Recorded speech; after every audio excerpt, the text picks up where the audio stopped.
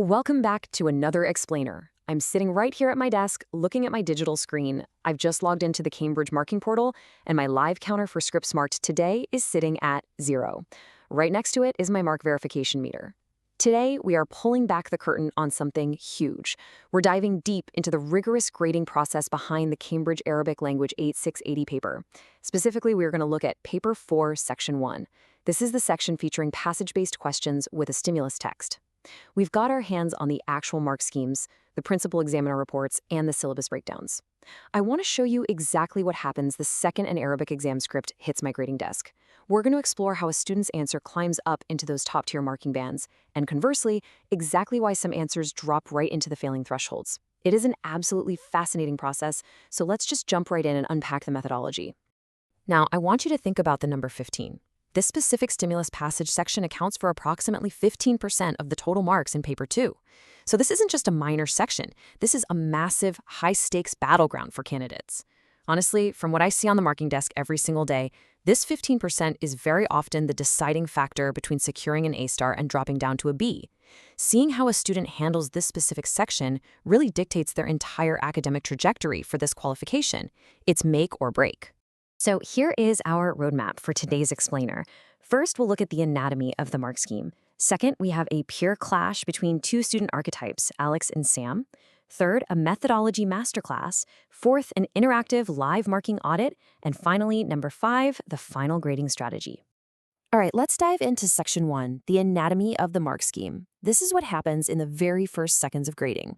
When I pull up a high-tariff, multi-part Cambridge past paper question on my interface, I perform a 15-second structural scan. I am looking directly for the core assessment objectives, AO1, AO2, and AO3.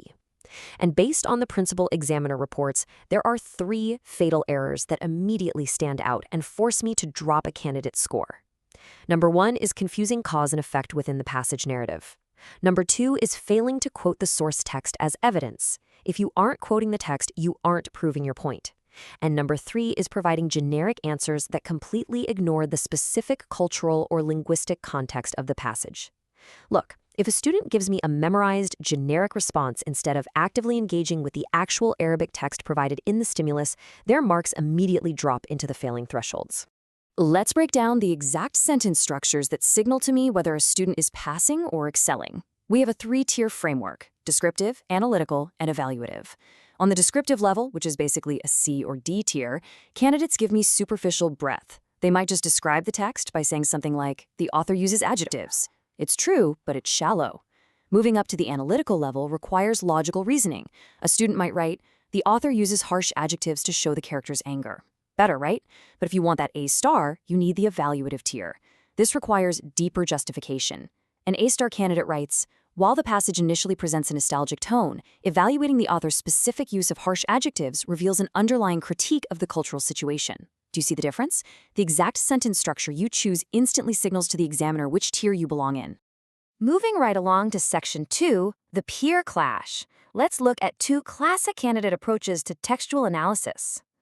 I want you to imagine a live debate between 2 students actively trying to write a model response.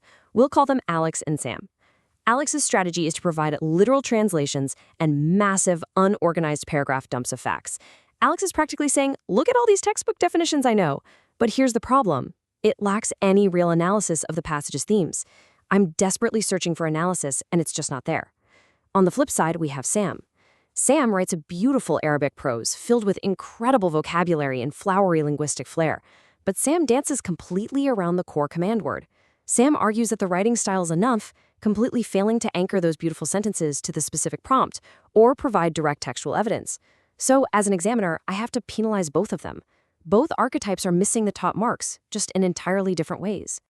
Let's move into Section 3, the methodology masterclass, where we fix these mistakes.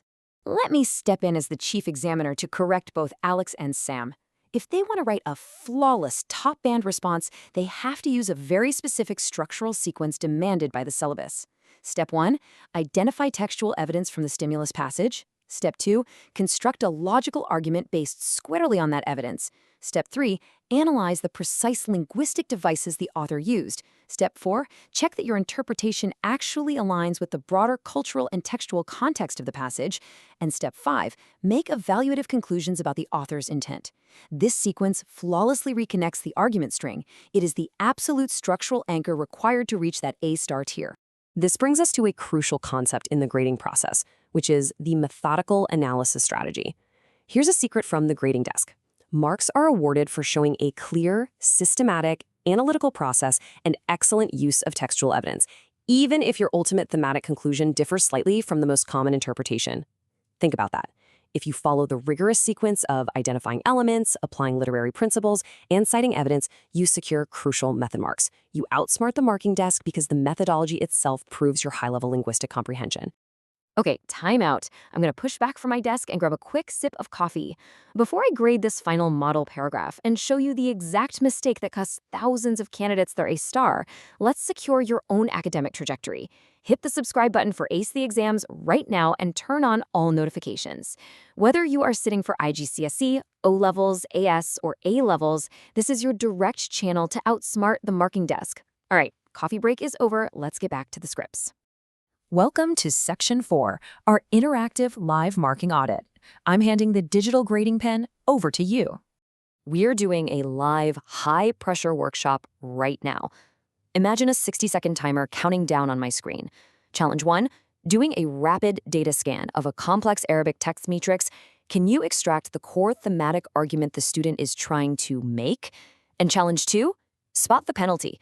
I want you to mentally scan the response and find the exact line where a descriptive fluff or a technical weak link forfeits 5 critical marks. Got it? Let me take my digital red marker and highlight the exact flaws live for you. The penalties are right here. First, the candidate misinterpreted a key cultural idiom. Second, they slipped into a colloquial Arabic register instead of maintaining a formal academic tone. And third, they completely lacked proper textual quotation to back up their claims. This destroys a score. It literally does not matter how expressive or beautiful Sam's writing feels. If the technical application of the language and evidence is flawed in these 3 specific ways, the mark scheme demands that I apply a penalty. So how do we fix it? Top-scoring candidates assemble a flawless response paragraph by deploying specific traits of evaluative thinking. They actively evaluate the authorial intent, they meticulously analyze subtle tone shifts, they recognize the deep cultural nuance within the vocabulary, they weigh the impact of different linguistic choices, and most importantly, they justify every single decision with hard evidence pulled straight from the text. When you assemble a paragraph using these traits, it inherently meets the highest assessment objectives. Let's move to Section 5, our final grading strategy, and wrap up our marking session. So Alex and Sam have finally worked together to assemble their completed, flawless response paragraph using our Peel's structure. I am now entering a perfect, full-mark score into the Cambridge system. If we distill this entire session down, the universal truth from the principal examiner reports is that candidates who reference cross-topic connections achieve significantly higher marks. Creating a knowledge map to integrate concepts like connecting specific linguistic analysis with grammatical structures and cultural themes is the ultimate key to A-star marks. And as a focused learner, mastering these fundamental principles inherently develops the core Cambridge learner attributes. By structurally breaking down complex texts, you build confidence. You take responsibility for your academic register. You show reflectiveness by testing your interpretations. You develop innovation in how you weigh linguistic choices, and you show true engagement with the material. This is what we want to see.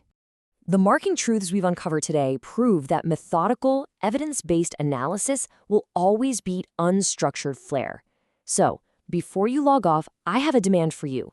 Subscribe to Ace the Exams, click the notification bell for our weekly examiner breakdowns, and leave a comment right now stating your subject, your qualification level, and your current target grade. Engage with this process to secure your trajectory.